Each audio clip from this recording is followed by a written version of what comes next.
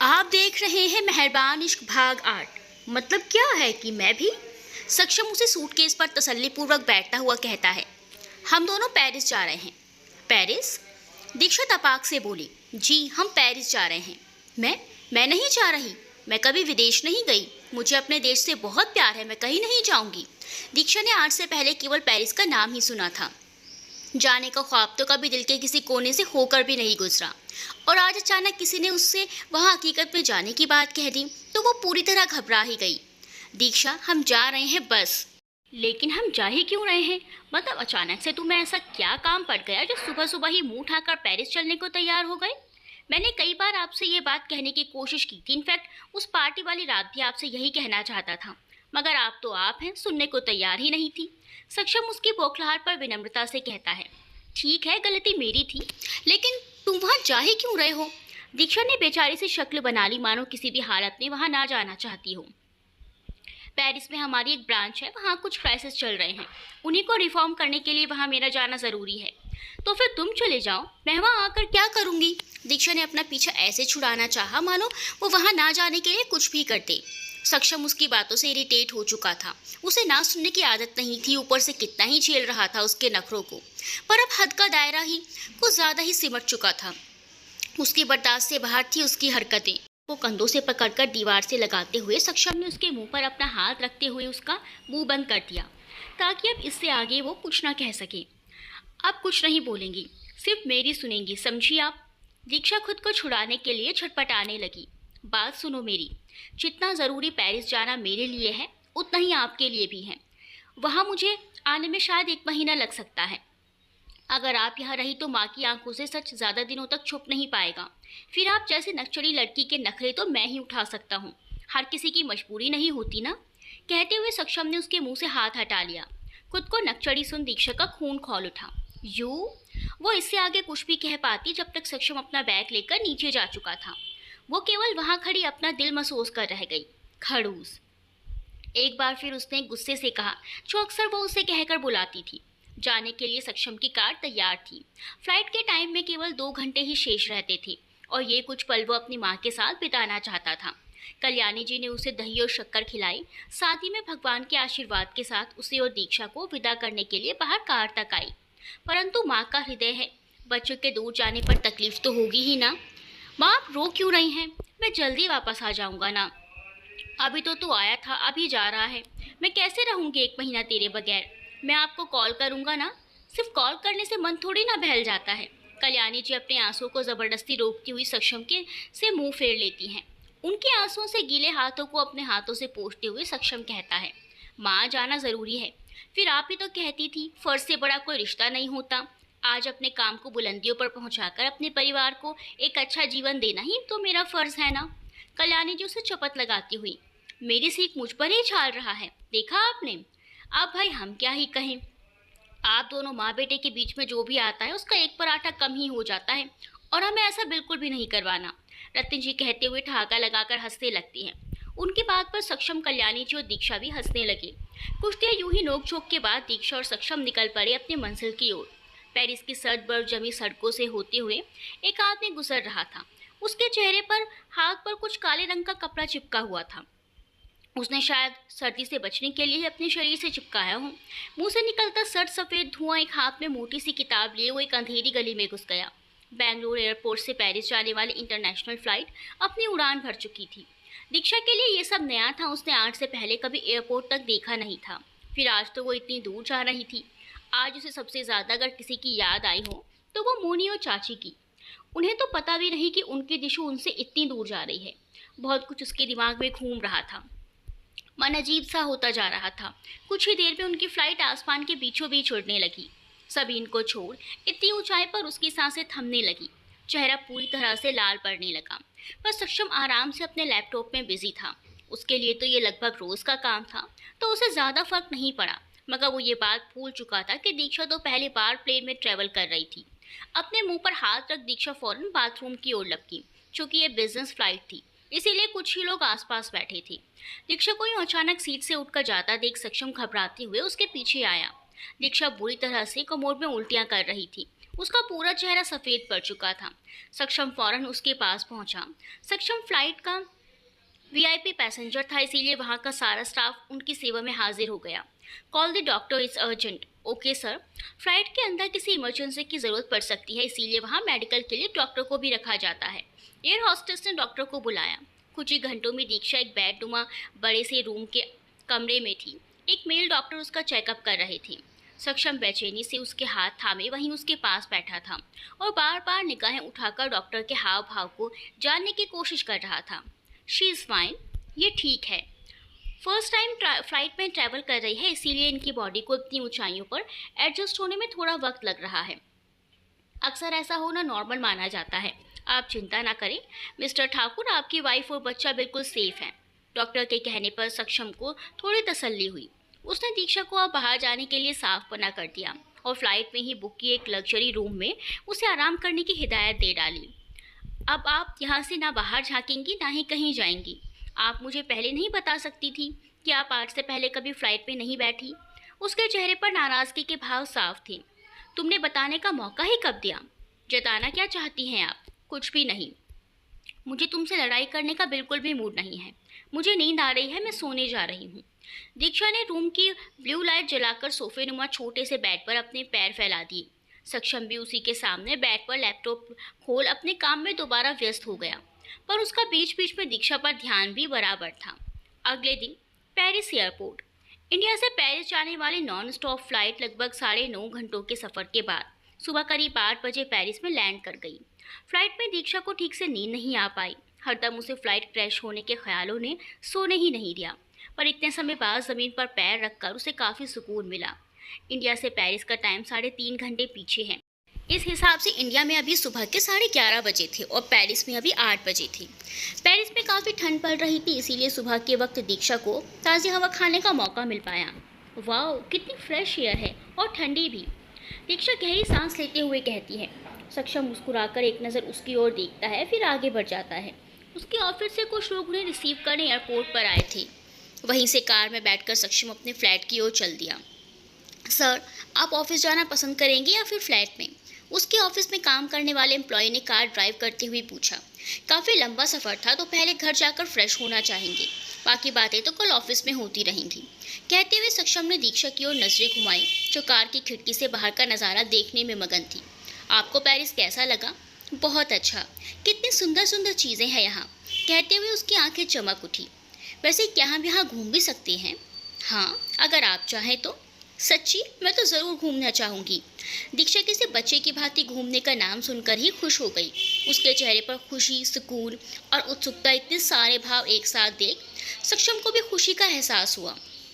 दीक्षा बड़े ही चाव के साथ उसे खिड़की से बाहर चीज़ें दिखाने लगी। उसने एक बात आज नोटिस की कि दीक्षा जब भी खिलखिलाकर हंसती है तो एक छोटा सा डिंपल उसके गालों पर उभर आता है। वो देखो, दीक्षा उसे और भी बहुत सारी चीज़ें दिखाती है। सक्षम वैसे तो कई बार पेरिस आ चुका था, पर इस बार दीक्षा के संग होने का एहसास ही कुछ नया सा था, अलग सा था। पहली दफ़ा उसका दिल उसकी बातें सुनने के लिए कह रहा था। आंखें उसके गालों पर पड़े डिंपल में बार बार अटक जाती, पर जैसे ही उसे एहसास हुआ कि वो दीक्षा के काफ़ी करीब आ चुका था, उसने अपना सर झटकते हुए नज़रें फेर ली। कुछ ही देर बाद कार आकर एक बड़े से अपार्टमेंट के बाहर आकर रुकी। अपार्टमेंट के सामने ही कुछ दूरी पर खड़े सर्वेंट्स उनका सामान लेने वहां आ गए। सक्षम और दीक्षा उस बिल्डिंग के सबसे टॉप फ्लोर पर बने फ्लैट पर आए, जो बाहर से तो काफ़ी साधारण सा लग रहा था, पर अंदर से किसी बड़े महल से कम नहीं था। छत पर फिश टैंक बना हुआ था, जहाँ मछलियाँ पानी में तैरती हुई साफ दिखाई पड़ती रही थी। कुछ ही दूरी पर फूलों से सजी दीवार पर नज़र पड़ी हर चीज़ काफ़ी महंगी और सलीके से वहाँ लगाई गई थी। ये छत पर लगा फिश टैंक टूट गया तो? दीक्षा ने डरते हुए पूछा। ये डिज़ाइन है, इससे ज़्यादा कुछ नहीं, घबराइए मत, ये टूटेगा तो नहीं। कहते हुए सक्षम सामने बने कमरे में जाने लगा। दीक्षा भी उसी के पीछे चल दी। अपने पीछे आता देख सक्षम ने उसे टोका। आपका रूम वो सामने वाला है, हम अलग कमरों में क्यों रहेंगे? क्योंकि ये घर नहीं है, तो हमें दिखावे के लिए एक साथ रहने की भी शेष नहीं रहती। पर आपको भी तो मेरे साथ रहना पसंद नहीं। सक्षम ने उसे कुछ कहने का मौका तक नहीं दिया और दरवाज़ा अंदर से बंद कर दिया। उसका यह व्यवहार दीक्षा को अखर गया। अपना पैर पटकती हुई वो अपने कमरे में चली गई। इंडिया, बेंगलोर। अपने हाथ में दीक्षा की तस्वीर पकड़े मोनिका बिस्तर पर बैठकर उसे अपने हाथों से छूकर एकटक सूनी आंखों से ताक रही थी। अपने हाथ में लगी मेहंदी मेहंद को देख उसने दीक्षा की तस्वीर को देखा, फिर एक ठंडी आह छोड़ते हुए खुद में बड़बड़ाई, तेरा बिना यहाँ सब सूना है, सब कुछ कितना अधूरा सा लग रहा है। लगता है आज तू होती तो पक्का किशन को कितना तंग करती। मुझे ये चाहिए, इतना नेक लूंगी, आपको ये नहीं पहनना चाहिए। मेरे कपड़ों से लेकर मेकअप तक हर काम संभालने का जिम्मा तूने ही तो लिया था ना। कितना बकबक करती थी, आज ये कमरा भी काटने को दौड़ता है। मेरी खुशी में खुश होने के बजाय तो मुझे तड़पा रही है। प्लीज आ जाना जहाँ भी है, अपनी मोनी से इतना नाराज है। कहते हुए मोनी की आंखों से आंसू फूट पड़े। तस्वीर को सीने से लगाए वो उसके लिए तड़प उठी। कुल 15 दिन की रही होगी दीक्षा, तब से लेकर आज तक उसने एक माँ की तरह उसे पाला था, मगर आज उसका सब कुछ उससे छीन चुका था। उसका जाना जैसे कोई बद्दुआ हो, कोई श्राप की तरह उसकी किस्मत पर काबिज हो गया था। काहे को इस मनहूस के लिए टेसुए बहा रही है, छोड़ इसे। अचानक से कमरे में आकर चाची ने मोनी के हाथों से तस्वीर लेकर उससे दूर फेंक दी। माँ, यह आपने मोनी क्या किया? मोनी उसकी तस्वीर उठाने के लिए आगे बढ़ती उससे पहले ही चाची ने उसका हाथ पकड़कर एक थप्पड़ उसके गालों पर जड़ दिया था। कोनो जरूरत ना ही उसके साथ कोई रिश्ता निभाने की। कासम जी, आइंदा हमारी इज्जत और लाज शर्म को ताक पर मत चढ़ा देना। शादी करो और निकलो हमारी जिंदगी से। ना जाने कौन सी मनहूस घड़ी में दीक्षा को इस घर में लाए थे। बड़बड़ाती हुई मोनी की माँ कमरे से निकल गई। मोनी ने अपने आंसू साफ किए और दीक्षा की टूटी तस्वीर को समेटने में जुट गई। Paris, the seventh arrondissement. बात की जाए पेरिस की, द सेवन अराउंडिस्मो को भूल जाए ऐसा तो हरगिज़ नहीं हो सकता, क्योंकि द सेवंथ अराउंडिस्मो में ही आईफिल टावर जैसी और भी कई दुनिया के मशहूर टूरिस्ट प्लेस मौजूद हैं, जिन्हें देखने दुनिया भर से लोग आते हैं। सिर्फ आईफिल टावर के कारण ही ये एरिया मशहूर नहीं है, बल्कि यहाँ देखने लायक और भी बहुत सारी चीज़ें हैं। नेशनल असेंबली से लेकर गवर्नमेंट की काफ़ी बिल्डिंग्स यहाँ स्थित हैं। यहाँ रहने की हैसियत हर किसी की तो नहीं, इसीलिए ये एरिया काफ़ी शांत भी है। इसके आसपास की जगह बिलियनर्स को खासा पसंद आती है। इस एरिया में बने एक अपार्टमेंट के सबसे टॉप फ्लोर की एक खिड़की खुली हुई थी, जहाँ से दूर नजरें बाहर की तरफ ही झांकती हुई नजर आ रही थी। सड़ू, डफर, इडियट, बंदर और भी न जाने कैसे कैसे नामों से सक्षम को नवाजा जा रहा था। दीक्षा खिड़की से बाहर का नज़ारा देख अंदर ही अंदर कूदती जा रही थी। सक्षम की एक ना उसे इतने फर्क क्यों पड़ रहा था, पता नहीं, समझ से बाहर था इस वक्त सब कुछ। आजकल तो मूड स्विंग कितना ज़्यादा हो रहा था कि कब वो खुश होती कब नाराज़, कुछ पता ही नहीं चलता। अभी सोच में गुमती के दरवाजे पर किसी ने नॉक किया। अंदर आ सकती हो, दीक्षा कहती हुई अपने बेड पर जाकर बैठ गई। कुक एक इंडियन थी, शुक्र है, वरना उसे इंग्लिश खाना हजम ही ना हो पाता। उसने खाना लाकर दीक्षा के सामने बड़ी टेबल पर रख दिया। आपको किसी और चीज़ की ज़रूरत हो तो आप बुला लीजिएगा। उसकी सर्विस के लिए दीक्षा ने उसे थैंक्स कहा, फिर वो जाने लगी, पर उसने उसे दोबारा रोक लिया। अच्छा सुनो। जी मैम। तुम्हारे सर मतलब सक्षम कहाँ हैं? मैम, सर तो बहुत देर पहले ही बाहर जा चुके हैं। लेकिन कहाँ? और मुझे बताया तक नहीं। उन्होंने आपको टाइम पर मेडिसिन और खाना देने के लिए कहा था। कुक के कहने के पश्चात उसने अपने मोबाइल ढूंढने की कोशिश की, जो गलती से वो शायद घर पर ही भूल आई थी। तुम्हारे पास नंबर होगा सक्षम का? उसने नाम में अपनी गर्दन हिला दी। ठीक है, तुम जा सकती हो। उसके जाने के बाद दीक्षा मायूसी होकर बैठ गई। एक तो इतनी दूर अकेले वो यहाँ थी, ऊपर से उसके साथ सक्षम भी नहीं। सोचकर ही दीक्षा का दम घुटने लगा। खाने के बाद वो थोड़ा आराम करने के लिए बेड पर लेट गई। नींद उसकी आंखों में नहीं थी। उसे अपने यहाँ होने पर और सक्षम के उस डील की सारी बातें याद आने लगी। वो उसने सक्षम से की थी 100 करोड़ों के बदले ये बच्चा। क्या वो ये सही कर रही थी? सोचते हुए उसने करवट बदली। कुछ ही दिनों में वो सक्षम की आदी हो गई। फिर ये तो उसका ही अंश है, इससे दूर कैसे हो पाएगी? क्या सक्षम और वो साथ हो सकते हैं? नहीं। उसने अपना दिमाग झटका। क्या सोच रही थी वो भला? सक्षम उससे क्यों शादी करने लगा? सिर्फ बच्चे के लिए तो नहीं, शायद उसे कोई भी अच्छी लड़कियां मिल सकती हैं। दीक्षा के खाली दिमाग में अनगिनत सवालों ने अपना डेरा जमाना शुरू कर दिया था। जब उसका सर दर्द करने लगा तो अपना सर झटकते हुए सोने की कोशिश करने लगी, और कुछ ही देर में उसे नींद भी आ गई। पेरिस में दूसरी तरफ एक शख्स अपने घर की बालकनी में खड़े होकर शाम की चाय की चुस्कियों के मज़े ले रहा था। तभी उसके मोबाइल ने बीच में बजकर उसे इरिटेट कर दिया। हेलो पापा। उसने नाराज़गी से कॉल उठाई। कहाँ हूँ? पिछले 4 दिन से गायब हूँ, ना कोई कॉल ना कोई इन्फॉर्मेशन। आखिर चल क्या रहा है ये? अमोल ने गहरी सांस लेते हुए कहा, मैं कुछ दिन वेकेशन के लिए पेरिस आया हूँ, जल्दी वापस भी लौट आऊँगा। इतना कहकर उसने कॉल कट कर दी। उसके आने की असली वजह तो कुछ और ही थी। दीक्षा की यादों को भुलाने के मकसद से ही उसने पेरिस में कदम रखा था, ताकि उसकी यादें उसे सताए ना। मोबाइल स्विच ऑफ कर वो शावर लेने बाथरूम में चला गया। उधर शाम के वक्त सक्षम घर वापस लौट कर आते ही उसने सबसे पहले दीक्षा के बारे में पूछा। समय से जानकारी मिलने पर वो सीधा उसके रूम की तरफ बढ़ गया। अंदर जाकर देखा तो वो आराम से सुकून की नींद सो रही थी। उसे सोता देख सक्षम जाने लगा कि उसके कदम ठिठक कर रुक गए। बेवक्ती उसकी नजरें उसके खुले बालों पर जाकर रुक गई, जो बार बार उसके चेहरे पर आकर उसे परेशान कर रहे थे। खिड़की से आती शाम की ठंडी हवा से दीक्षा को ठंड लगने लगी, पर उसका ब्लैंकेट तो ज़मीन पर खर्राटे मार सो रहा था। सक्षम ने उसे ब्लैंकेट उठाया, फिर लटों को चेहरे के पीछे कर वहाँ से उठकर रूम के लिए निकल गया। रात के करीबन 7 बजे उसकी नींद टूटी। दीक्षा ने अपने ऊपर कुछ भारी सा महसूस किया। उठकर देखा तो ब्लैंकेट थी, जिसे देखकर उसके चेहरे पर मुस्कुराहट फैल गई। वो फौरन उठी और सीधा सक्षम के कमरे की तरफ चल दी। सक्षम अपने लैपटॉप पर कुछ ज़रूरी काम निपटा रहा था कि तभी उसके कमरे की शांति को भंग करते हुए दीक्षा अंदर चली आई। आप यहाँ इस वक्त? अचानक उसे वहाँ देख सक्षम हैरान था। तो कहाँ होना चाहिए था? दीक्षा बेफिक्री से उसके बेड पर आलती पालती मारकर बैठती हुई बोली। मेरा मतलब आपको कुछ चाहिए था? हाँ, तो आप बाहर सर्वेंट से कह देती जो भी आपको चाहिए। कहकर वो वापस से अपने लैपटॉप में बिजी हो गया। उसकी यही आदत दीक्षा को बहुत अखरती थी। हमेशा काम काम और बस काम, उसके लिए टाइम ही नहीं। उसने उसके सामने से लैपटॉप हटाकर दूर रख दिया, खुद उसकी गोद में जाकर बैठ गई। उसकी इस आकस्मिक हरकत से सक्षम कभी उसकी शक्ल तो कभी खुद के ऊपर उसे ऐसे बैठा हुआ देखने लगा। ये क्या हरकत है दीक्षा? उठिए मेरे ऊपर से। नहीं उठूंगी। उसने तो अब उसकी गर्दन पर भी अपने हाथों का कब्जा जमा लिया था। आप कोई छोटी बच्ची नहीं है जो आप मेरी गोदी में आकर ऐसे बैठ सकती हैं। पत्नी तो हूँ ना। फेक, कुछ दिनों के लिए। सक्षम अपनी भुहें ऊपर करते हुए बोला। दीक्षा ने भी सुस्त से अंदाज में उसकी आंखों में देखकर कहा, फर्क नहीं पड़ता, तुम्हारे बच्चे की माँ तो असली हूँ ना। उसकी बकवास सुनने से ज़्यादा काम था उसके पास। सक्षम ने दीक्षा के हाथ अपने गले से हटा दिए। आप यहाँ से खुद उतरेंगी या फिर मैं ज़बरदस्ती करूँ? कितने बोरिंग हो तुम। एक इतनी हसीन लड़की खुद आकर तुमसे बात करना चाहती है और तुम उसे इग्नोर कर रहे हो। हो गया, अब आप उतर सकती हैं। दीक्षा भी पैर झटकते हुए उसकी गोद से उतर गई। गुस्से से अपने दोनों हाथ कमर पर रखे उसे घूरने लगी। आप अपने रूम में जाएं। अच्छा, तो मेरे कमरे में क्या करने आए थे तुम? मैं कब आया? आपको गलतफहमी हुई है। सक्षम हड़बड़ा गया। बहुत अच्छी तरह से जानती हूँ मैं कौन और कब आया था या नहीं करनी तो मत करो बात। मैं भी कोई मरी नहीं जा रही। मुंह बनाती हुए कमरे से निकलकर बालकनी में आकर खड़ी हो गई।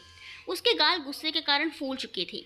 अपना काम छोड़ सक्षम उसे मनाने बालकनी में उसी के पास आकर खड़ा हो गया।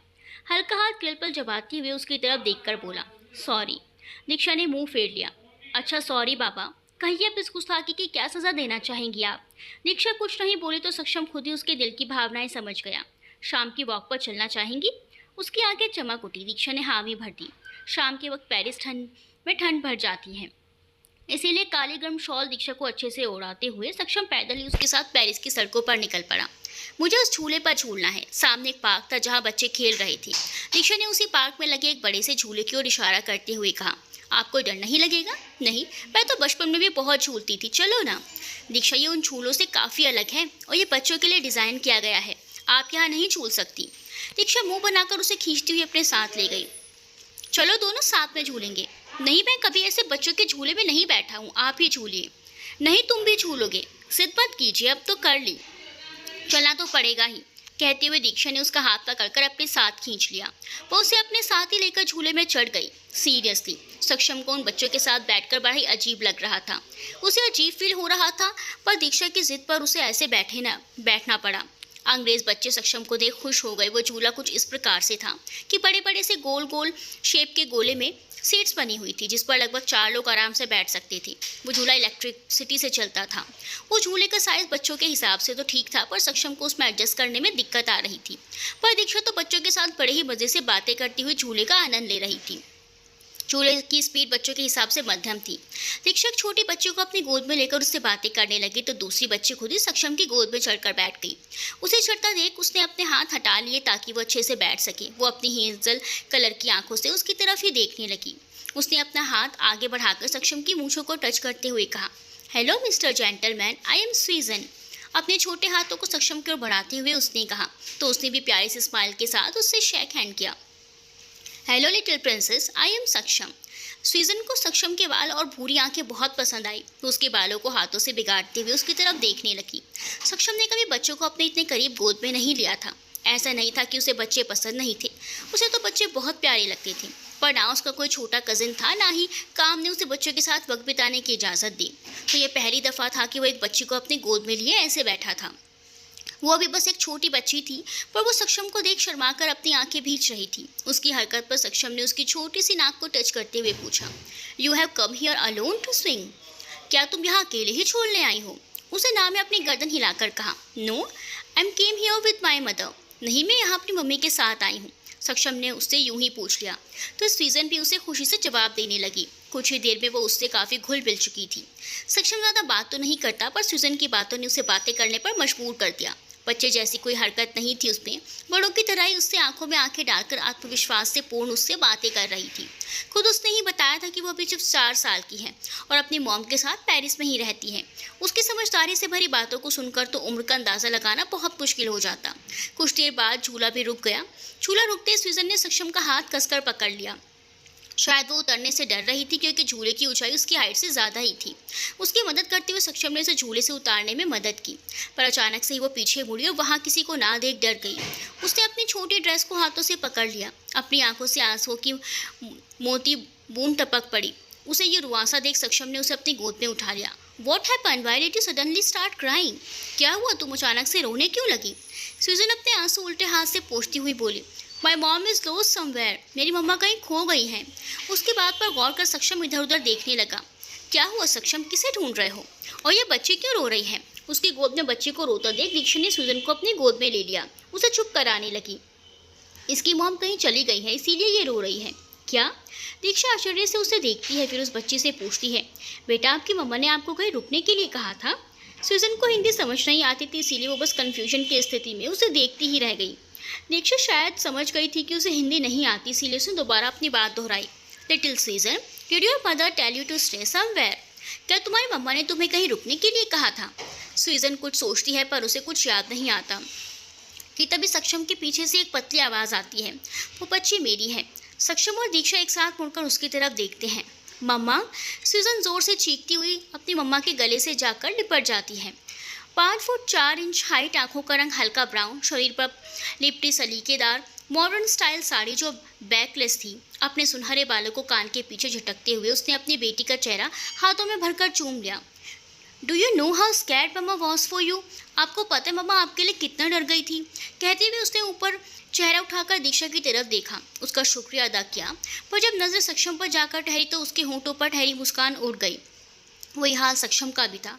उसने भी झेपते हुए अपनी आंखें उससे हटा ली। Mummy, this uncle is very nice, I talk to him a lot and he is very handsome to.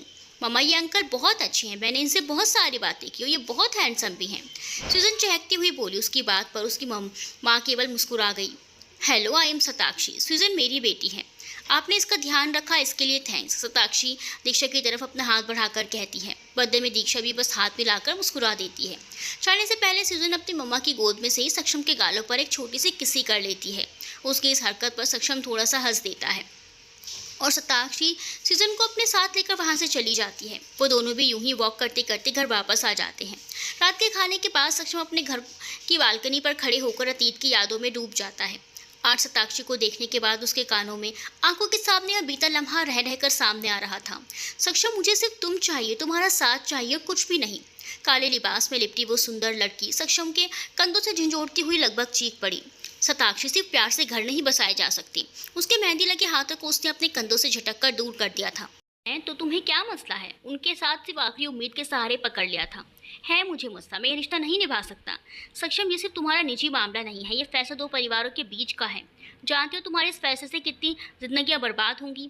अपनी आंखों में काजल की बजाय आंसू भरे वो उसकी खुदगर्ज आंखों में कहीं इंसाफ की एक किरण खोजने की कोशिश कर रही थी। मुझे फ़र्क नहीं पड़ता, ना परिवारों के एहसासों का, ना ही तुम्हारी भावनाओं का। कहते हुए सक्षम ने हिम्मत बांधकर उसका हाथ झटका और तेज़ कदमों से कमरे से बाहर निकल गया। पीछे छूट गई तो सताक्षी, जिसका शायद कोई कसूर भी ना था।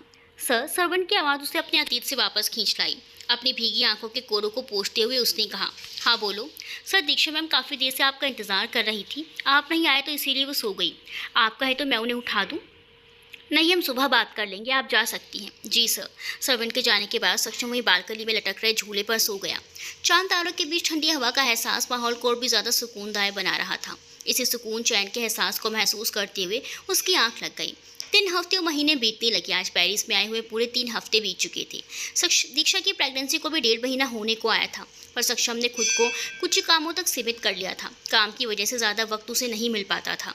सुबह शाम ऑफिस, फिर रात के डिनर के वक्त दीक्षा से भी उसके हालातों का जायजा ले लेता। यही उसकी ज़िंदगी सिमट कर रह गई थी। आज शाम को सक्षम ऑफिस से जल्दी घर आ गया क्योंकि उसे एक पार्टी पे जाना था, इसीलिए वो जल्दी रेडी भी हो गया। पार्टी कपल्स के लिए रखी गई थी तो दीक्षा को भी जाने के लिए कह दिया था। दीक्षा ने खुद को पेरिस और सक्षम के साथ ढाल लिया था। अब तो उसे जैसे आदत सी हो चुकी थी, पर पेरिस में आने के पश्चात ये उसकी पहली पार्टी थी, इसलिए थोड़ा एक्साइटेड भी थी। फटाफट रेडी होकर वो सक्षम के साथ पार्टी के लिए निकल गई। कार सक्षम खुद ही ड्राइव कर रहा था क्योंकि उसके साथ दीक्षा भी थी और उसे ड्राइवर पर भरोसा नहीं था। उसे कोई दिक्कत ना हो इसका ध्यान रखते हुए ही उसने हाईवे पर ही नॉर्मल स्पीड में कार ड्राइव की। सक्षम चाहे कितना भी व्यस्त क्यों ना हो अपने कामों में, मगर उसका वक्त पर कॉल करते तबीयत और मेडिसिन के बारे में पूछना कभी डिले नहीं हो सकता। सक्षम का केयरिंग नेचर देख गुस्सा होते हुए भी दीक्षा गुस्सा नहीं कर पाती। अच्छा, जल्दबाजी में पूछना तो भूल ही गई, पार्टी किस लिए है भला? सक्षम कहता है, सर जॉनसन ने हमें अपनी शादी की खुशी में बुलाया है और वो हमारे बेहद खास क्लाइंट भी हैं, इसीलिए जाना ज़रूरी भी है। नाम से तो कोई 40-50 का बुढ़ा लग रहा है सर जॉनसन। हमारे इंडिया में इस नाम का तो साबुन मिलता है। कहते हुए वो हंसने लगी। उसने तो जॉनसन्स के नाम का लगभग मजाक ही बनाकर रख दिया था। सक्षम भी उसके साथ थोड़ा मुस्कुरा लेता है, फिर अपना गला साफ करते हुए कहता है, वैसे आप गलत भी नहीं है, वो करीबन 60 साल के होंगे। सक्षम की बात सुन वो आश्चर्यचकित हो जाती है। 60 साल और अब शादी? उनकी ये तीसरी शादी है। बड़े शौकीन मिजाज के जान पड़ते हैं ये जॉनसन्स। दीक्षा की बात से सक्षम सहमति जताता है। कुछ ही देर उनकी कार एक बड़े से घर के सामने आकर रुकती है। दीक्षा कार से बाहर आकर देखती है तो वहाँ सभी अंग्रेज नजर आते हैं। ये देखकर ही उसका मुंह बन जाता है, एक भी इंडियन नहीं। मतलब एक बार फिर से उसे वो भद्दा सा खाना और अंग्रेजी में बातें करनी पड़ेंगी। ये सोचकर ही उसका सर घूम गया, पर जाना तो था ही, इसीलिए वो सक्षम के साथ पार्टी के अंदर चली गई। सर जॉनसन अपनी नई नवेली दुल्हन मिरांडा के साथ खड़े रेड वाइन का लुत्फ उठा रहे थे। थोड़ी बातचीत के बाद सक्षम अपनी जान पहचान के कुछ लोगों से बातों में मसरूफ हो जाता है और इधर दीक्षा एक कोने में खड़ी बस पार्टी में मौजूद लोगों को ही देख रही थी। जबरदस्ती अपने हाथ में पकड़ा जूस का ग्लास हिलाते हुए वो इधर उधर देखती है। तभी एक गोरा चिट्टा सा आदमी उसी की ओर आया। पहले तो उसने गौर नहीं किया, पर जब वो यकायक उसकी कमर में हाथ डाल उसके कान में धीरे से बोला, hey gorgeous, let's spend night together. उसकी उंगलियां दीक्षा की कमर पर कस गई और उसकी वाहियात बातें सुनकर उसका खून खौल उठा। दीक्षा ने उसे तमाचा जड़ने के लिए अपना हाथ उठाया, पर उसने उसकी कलाई जोर से पकड़ ली। How dare you to talk to me like that? तुम्हारी हिम्मत कैसे हुई मुझसे ऐसे बात करने की? गुस्से और नफरत से उसे घूरती हुई दीक्षा गुर्रा उठी, पर उसके गुस्से को इग्नोर करता हुआ वो अंग्रेज बोला, what's the problem? It's just normal. Why are you overreacting so much? क्या प्रॉब्लम है? ये सब तो एक आम बात है, तुम इतना ज़्यादा ओवर रिएक्ट क्यों कर रही हो? It must have happened in your country, but I do not approve of this at all. होता होगा तुम्हारे देश में ये सब, मगर मुझे ये सब बिल्कुल भी मंजूर नहीं। Come on darling. एक भारतीय लड़की को कमज़ोर समझ उसने दीक्षा के हाथ लगाने की गुस्ताखी कर दी। उसके सर पर मौजूद कुछ ही बालों को पकड़कर दीक्षा ने उसका सर दीवार में देकर मारा। दीवार में सर लगने से वो ज़ोर से चीख उठा, डैड! उसकी चीख सुनकर मिस्टर जॉनसन सहित पार्टी में मौजूद बाकी सभी लोग भी दीक्षा और उसकी तरफ घूरने लगे। हॉल में उसके चीखने की आवाज़ गूंज उठी। सक्षम सहित सभी ने जब मुड़कर उस ओर देखा तो उस आदमी यानी कि जॉर्ज के सिर से खून बह रहा था और दीक्षा उससे 2 कदम दूर खड़ी होकर इस वक्त असमंजस्य से भीड़ की तरफ ही देख रही थी। George, my son! जॉनसन अपने बेटे जॉर्ज की ऐसी हालत देखकर उसके पास आ गए। उन्होंने एक सरसरी तैरती हुई सी निगाह दीक्षा पर डाली और अपने बेटे के सिर से बहते खून को अपने रुमाल से रोकने की कोशिश करते हुए उस रुमाल को बांधने लगे। दीक्षा को वहाँ अकेला खड़ा देख सक्षम फौरन उसके पास आ गया। दीक्षा, तुम ठीक तो हो ना? Dad, she hit me. Diksha अपनी सफाई में कुछ कह पाती इससे पहले ही जॉर्ज अपने फटे हुए सिर को पकड़ते हुए कहता है। अपने बेटे की हालत का जिम्मेदार दीक्षा को मानते हुए जॉनसन अपने गार्ड से उसे पकड़ने को कहते हैं, पर उनके बीच में सक्षम आकर खड़ा हो जाता है। I think first you should listen to both opinions because incomplete information can be dangerous. मुझे लगता है आपको पहले दोनों की बात सुन लेनी चाहिए, क्योंकि आधी अधूरी जानकारी घातक साबित हो सकती है। Your wife has beaten my son and she will be punished. तुम्हारी पत्नी ने मेरे बेटे को मारा है, इसे सज़ा तो ज़रूर मिलेगी। जॉनसन के इशारों पर उसके गार्ड्स आगे बढ़ने लगे। पार्टी में मौजूदा सभी लोग उन्हीं की ओर देख रहे थे। उसके कहने के बावजूद भी जॉनसन कुछ नहीं सुनता तो सक्षम उसके खिलाफ जाना ही पड़ता है। वो एक नज़र दीक्षा की ओर देख स्माइल करता है। दूसरी तरफ जॉनसन के पीछे उसके गार्ड्स तन कर खड़े हो जाते हैं। जॉनसन अपने गार्ड्स को रोकने का इशारा करता है, फिर सक्षम की तरफ देख उसके गार्ड से गन नीचे करने को कहता है, पर सक्षम शायद उस पर रहम के मूड में नहीं था। भला जॉनसन उसे कम कैसे आंक सकता था? क्या सिर्फ सिक्योरिटी उसी के पास है, किसी और के को इसका हक नहीं? सक्षम तो फिर भी उसका बॉस था, भला वो इतनी सिक्योरिटी में कैसे छूट कर सकता था? वो दीक्षा की ओर पलटा। क्या किया था इसने?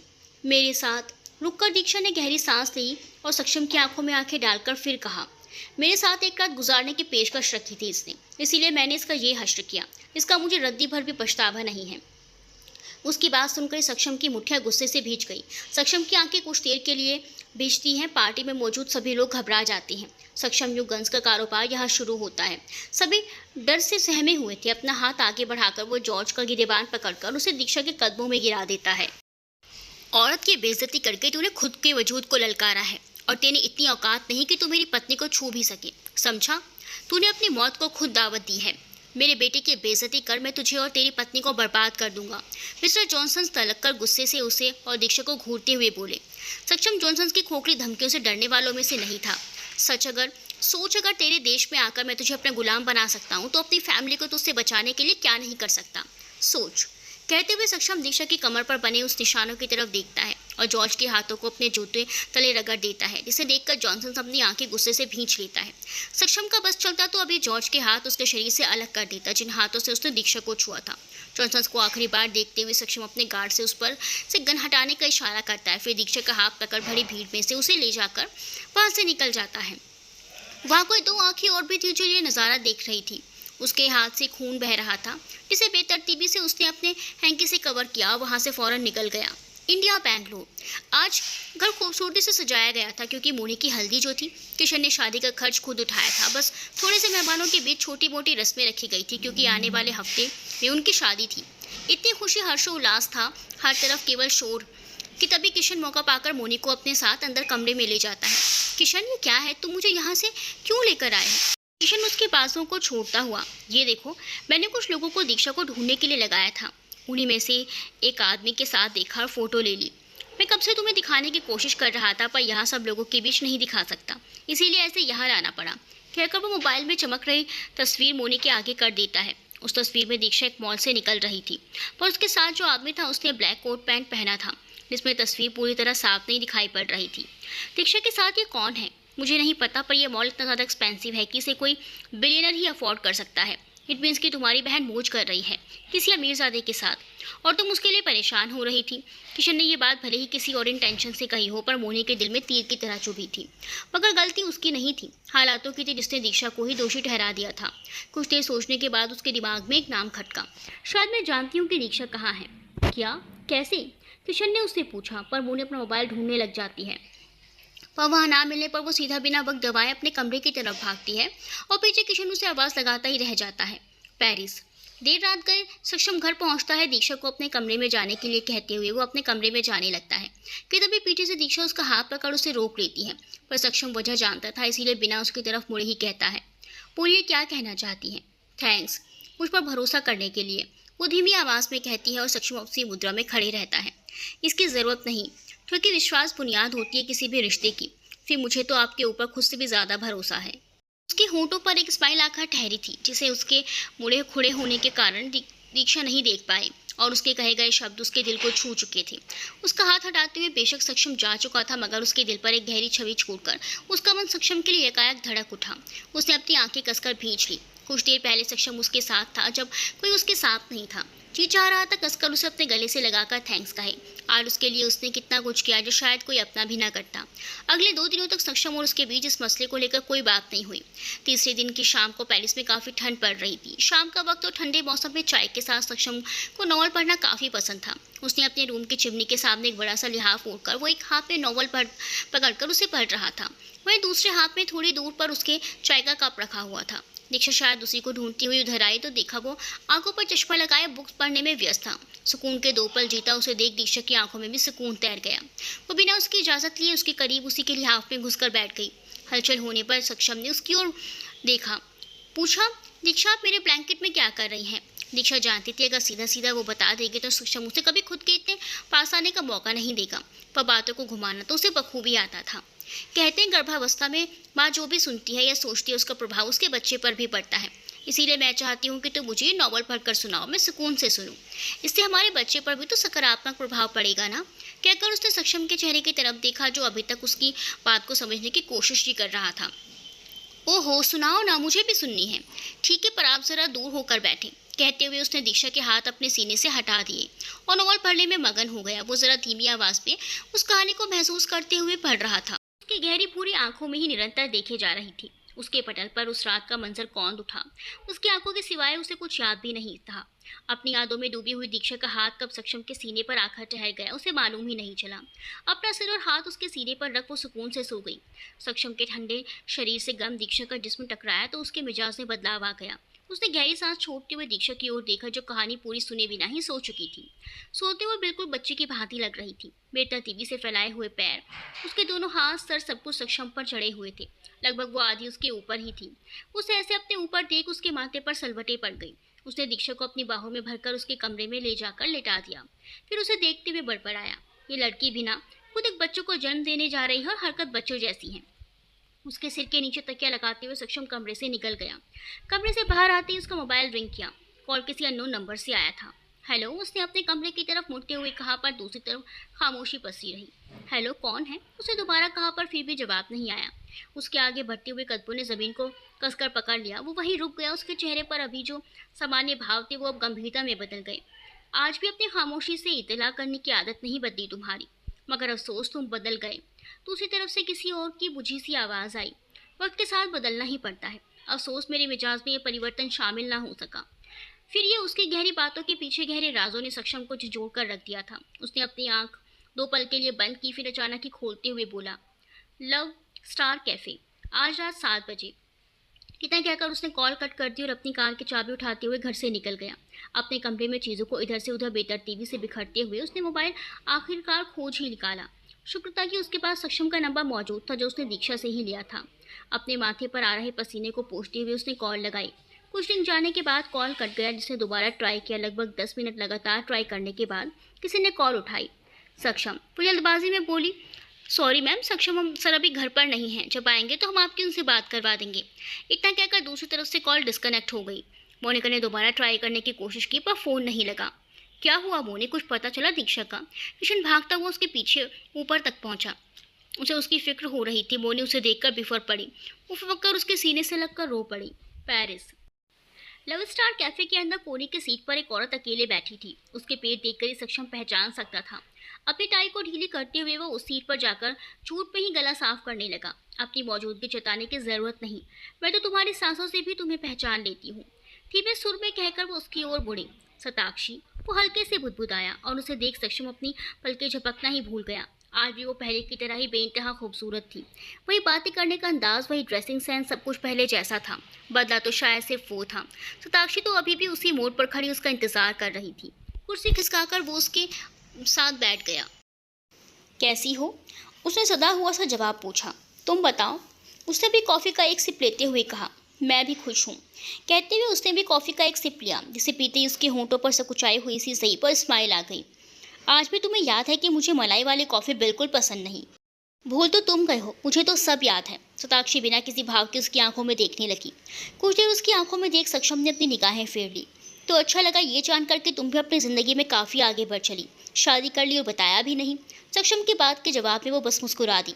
सच कहा सक्षम, मैं बहुत आगे निकल चुकी हूँ, इतना कि अब वापस मुड़ नहीं सकती। खैर और बताओ, वो गहरी सांस छोड़ते हुए बोली। तुमने शादी कब की? प्रश्नवाचक नजरों से उसने उसकी तरफ देखकर सवाल किया। तो उसने भी कॉफ़ी का कप साइड में रखते हुए कहा, स्वीजन को मैंने अडॉप्ट किया था। I am single mother. दोनों तरफ कुछ देर सन्नाटा छा गया, जिसमें लौटते ही सक्षम ने कहा, मुझे यकीन नहीं होता तुम आज भी मेरे लिए गलत समझ रहे हो सक्षम। उसने सक्षम को टोकते हुए कहा, गलत समझ रहे हो, मैं बहुत आगे बढ़ चुकी हूँ। बस तुम्हारे नाम की मेहंदी के बाद किसी का रंग चढ़ता ना देख सकी, इसीलिए अकेले अपनी बेटी के साथ खुश हूँ। I am sorry. सक्षम ने अपनी नजरें झुका ली, मगर सताक्षी उसकी हरकत पर बस हंस ही सकती थी। छोड़ो ये सब बातें, ये बताओ दीक्षा कैसी है? ठीक है। सताक्षी को बात पलटता देख उसने भी 2 टूक जवाब में बात खत्म करने की कोशिश की। दोनों के बीच माहौल पहले से ज़्यादा गंभीर हो चुका था। इधर सक्षम परेशान था, वहीं शताक्षी बिल्कुल नॉर्मल, क्योंकि वो खुद को इन सब के लिए प्रिपेयर करके ही यहाँ आई थी। दीक्षा मुझसे ज़्यादा सुंदर है या फिर तुम्हारी किस्मत? शांति को तोड़ते हुए उसके इस जवाब ने सक्षम को दुविधा में डाल दिया। सच बताकर वो इसे हर्ट नहीं करना चाहता था, क्योंकि वो ये बात उसकी आंखों से झलक रहे जज्बातों से पहचान चुका था कि आज भी वो उससे उतना ही लगाव रखती है जितना कि 8 से 3.5 साल पहले हुआ करता था। ना हंसी ना किस्मत, एक हादसे ने हमें यहाँ लाकर खड़ा कर दिया। गहरी सांस छोड़ते हुए उसने नपे शब्दों में जवाब दिया, मैं कुछ समझी नहीं। समंदर की गहराइयों को मापने में वक्त लगता है, पर अपनी ज़िंदगी में हुए बदलाव को बताने में सक्षम ने उतना वक्त तक नहीं लिया कि शताक्षी के सामने नाप तोड़कर उसने सब कुछ कह दिया, जिसे कहकर उसके दिल का एक बहुत बड़ा बोझ कम हुआ था। पर शताक्षी को समझ नहीं आ रहा था कि उसकी बात सुनकर वो क्या रिएक्शन दे। तुम इतनी खामोश क्यों हो? सोच रही थी जो चाहते हैं उन्हें मिलता नहीं, जो नहीं चाहते उनके झोले में सब कुछ आकर गिर जाता है। बड़ी ही अजीब बात है। हम दोनों एक ही नाव पर सवार थे, लेकिन आज 2 समंदर के अलग अलग किनारे बनकर रह गए। इसे कहते हैं डेस्टिनी। उसकी आंखों से निकले आंसुओं को वो साफ देख सकता था। कुछ देर यूं ही बात करने के बाद दोनों अपनी अपनी मंजिल की तरफ बढ़ गए, पर सक्षम के कानों में उसके कई आखिरी अल्फाज रह गए। अगर कभी ज़रूरत हो तो बेझिझक याद कर लेना। उसने शताक्षी के एक दोस्त के नाते कहा, देवी के सामने मुंह तो नहीं फेर लोगे? उसने हंसते हुए इनकार कर दिया। खुशियों में आना नहीं चाहोगे तो जिसे दुखों का हवाला दे रहे हो? सुजन का बर्थडे है नेक्स्ट मंथ, आओगे ना? इस हफ्ते हम वापस इंडिया जा रहे हैं। मजबूरी है वरना ज़रूर आता। सक्षम के 2 टूक सधे हुए जवाब सुनकर शताक्षी बस मुस्कुरा दी और दोनों फिर चल दिए। जिंदगी के अलग अलग मोड़ पर एक बार फिर रात के करीब 11 बजे घर आना हुआ। तब तक दीक्षा भी खाना खाकर दोबारा सो चुकी थी। उसने भी अपना खाना खाया और जाकर कमरे में सोने की कोशिश करने लगा। आज दिन में हुई सारी बातें जहन में उथल पुथल कर रही थी कि तभी उसके मोबाइल पर पारस का मैसेज फ्लैश हुआ। काफ़ी दिन पेरिस में था तो उससे ज़्यादा कांटेक्ट हो ही नहीं पाया, जिसकी शिकायत से भरा मैसेज उसने उसे सेंड कर दिया। उसके मैसेज को पढ़कर सक्षम के होठों पर स्माइल तैर गई। अपना मोबाइल चेक करते वक्त उसके सामने एक अननोन नंबर से आई 10 मिस कॉल की नोटिफिकेशन नजर आई। सक्षम के फ़ोन में हर ज़रूरी नंबर सेव रहता था, इसी कारण वो कोई भी अननोन नंबर से आई कॉल रिसीव नहीं करता था। हर बार की तरह इस नंबर को भी ब्लॉक कर उसने अपने मोबाइल साइड पर रख दिया और आराम से लाइट्स ऑफ करके सो गया। पेरिस आए और सक्षम की समाज के सामने जाहिर की गई झूठी शादी को पूरा 1.5 महीना बीत चुका था। दीक्षा गर्भ से थी जब सक्षम ने माँ को ये खुशखबरी सुनाई तो कल्याणी जी तो अपने पोता पोती के आने की खबर सुनकर ही खुशी के मारे फूले नहीं समा रही थी। आखिर उनका इकलौता बेटे का अंश इस दुनिया में आने जो वाला था। जहाँ कल्याणी जी अपनी खुशी जाहिर करती नहीं थक रही थी, वहीं रतन जी खामोश थे पर अपने बेटे के लिए बहुत खुश भी। कल्याणी जी ने तो जैसे जिद पकड़ ली वो फौरन दीक्षा को लेकर इंडिया वापस आ जाए, वरना वो उन दोनों को लेने वहाँ आ जाएंगी। अपनी माँ की खुशियों और बेताबी को सक्षम बखूबी समझता था। उसने भी अगले 2 दिन बाद आने का वादा कर कल्याणी जी को तसल्ली रखने के लिए कह दिया, पर कल्याणी जी तो ठहरी माँ, उन्हें अभी के बच्चों पर भरोसा नहीं था, इसीलिए फ़ोन पर ही दीक्षा को 100 हिदायतें दे डाली। इंडिया जाने से पहले सक्षम दीक्षा को लेकर पेरिस के बेस्ट हॉस्पिटल में गया था। उसके वीकली चेकअप के लिए दीक्षा नई जगह काफ़ी नर्वस थी, पर अपनी बारी आने पर वो सक्षम का हाथ पकड़कर अंदर चली गई। डॉक्टर ने कुछ टेस्ट किए, फिर चेकअप के बाद सक्षम से उसकी कंडीशन के बारे में डिस्कशन करने लगी। वो एक ब्रिटिश डॉक्टर थी जो बिहेवियर से बहुत शांत और खुशमिजाज तबीयत की लग रही थी। कुछ देर बाद सारे चेकअप और जाँच पड़ताल खत्म होने के बाद दीक्षा सक्षम के साथ कार में बैठकर घर के लिए निकल गई। ये उसका आखिरी दिन था पेरिस में, क्योंकि कल वो वापस इंडिया जाना था। उसका मन बहुत था यहाँ घूमने का, इसीलिए उसने सक्षम को यहाँ घूमने की इल्तिजा की। क्या हम थोड़ी और जगह नहीं घूम सकते? मेरा मतलब कल हम जा रहे हैं तो आज यही अच्छी सी जगह पर चलते हैं, यादगार दिन बिताना चाहती हूँ मैं पेरिस में। उसकी आंखों में उत्साह और चमक को देख सक्षम इनकार न कर पाया। उसने कार का रुख घर की ओर से बदलकर डिज्नीलैंड की तरफ कर दिया। डिज्नी पहुंचकर तो दीक्षा की आंखें ही फैल गई, क्योंकि बचपन में अपनी माँ से सुना था कि यहाँ खूबसूरत परियां होती हैं, पर आज सचमुच में देख रही थी। असली नहीं पर नकली तो बहुत सारी थी। हर जगह कितनी सुंदर चीज़ें थी। उसने फटाफट अपना फ़ोन निकाला और सक्षम के साथ सेल्फी लेने लगी। हाइट में सक्षम मुझसे ज़रा बड़ा था, इसीलिए उसे झुकना पड़ा। डिज्नीलैंड की बहुत सारी यादें दीक्षा ने अपने कैमरे में कैद कर ली थी, जिसमें उसकी हर याद सक्षम के साथ थी। शायद आगे कभी मिलना ना हुआ तो ये यादें उसके साथ ही बनेंगी, यही सोचकर उसने अपने फ़ोन में सारी पिक्चर सेव कर ली। अगले दिन सक्षम दीक्षा के साथ एयरपोर्ट के लिए निकल गया। जैसे जैसे वक्त बढ़ता जा रहा था उसके अनुपात में दीक्षा की भूख का दायरा भी बढ़ चुका था। अपने बैग में से चिप्स निकालकर उसने खाना शुरू कर दी। सक्षम ने उसके खाने को जब नोटिस किया तो टोकते हुए बोला, आजकल आप ज़्यादा जंक फूड नहीं खा रही, ये आपके हेल्थ के लिए अच्छा नहीं है। पेरिस ने मुझे भला मोतीचूर के लड्डू और खाखरा तो मिलने से रहा, इसीलिए स्नैक्स समझकर इन्हीं को खाना पड़ता है। दीक्षा नाक सिकोड़ती हुई बोली, आपको नहीं लगता आपकी जिद दिन पर दिन बढ़ती जा रही है? एक नज़र उसकी तरफ देखते हुए कहा, फिर ड्राइवर पर फोकस करने लगा। मैं ज़िद्दी हूँ, इससे कोई प्रॉब्लम है तुम्हें? नहीं, बस मैं ये नहीं चाहता कि मेरा बच्चा भी आपकी तरह ज़िद्दी निकले। उसने कार के ब्रेक लगाकर उसकी तरफ पलटकर देखा, जो मुंह में ढेर सारी चिप्स भरे उसे ही खा जाने वाली आंखों से घूर रही थी। आपका घूरना हो गया हो तो चले, तुम्हारे साथ रुकना भी कौन चाहता है, सड़ू। बोलती हुई वो जोर से कार का दरवाजा बंद कर कार से उतर गई। उसके बच्चों जैसी हरकत पर सक्षम को हंसी आ गई।